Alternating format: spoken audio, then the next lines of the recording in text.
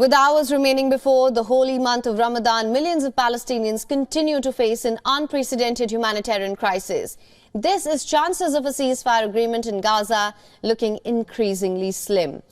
As the holy month is expected to begin on Sunday evening, Ramadan was seen as an unofficial deadline in the Truce deal, but the war in Gaza has greatly overshadowed Ramadan preparations this year. Violence between Israelis and Palestinians has historically escalated during the holy month, particularly over the access to the Al-Aqsa Mosque in East Jerusalem. Tens of thousands of Muslims usually visit the mosque every day during Ramadan. However, Israel, which has ultimate control over the site, it's restricted access for Palestinians over what it says are security concerns. Of course, for me, personally, it will be very difficult for me because I am far from my family, because I am in Ramallah and a large part of the family is in Gaza and part of the family is outside the country. So Ramadan will be very difficult for us. Since the war in Gaza broke out on the 7th of October, Israel has imposed further restrictions. Furthermore, it's caused a grave humanitarian crisis, including acute shortage of food, water and medicine. According to the United Nations, the Israeli offensive has displaced more than 75% of Gaza's population.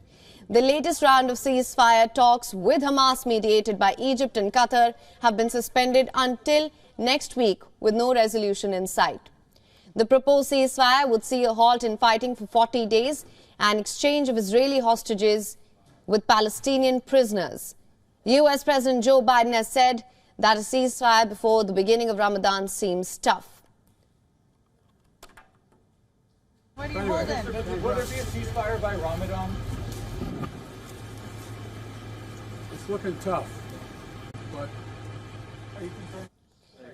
With no sign of peace in sight, President Biden has become increasingly public about his frustration with the Netanyahu government.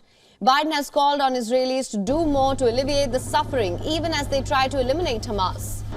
Meanwhile, Hamas has also been stalling to release a list of the hostages it plans to release in the ceasefire deal. The United States has been airdropping aid into the Gaza Strip. Washington is also racing to build a temporary port on the coast of the Palestinian territory to facilitate a new maritime route for aid.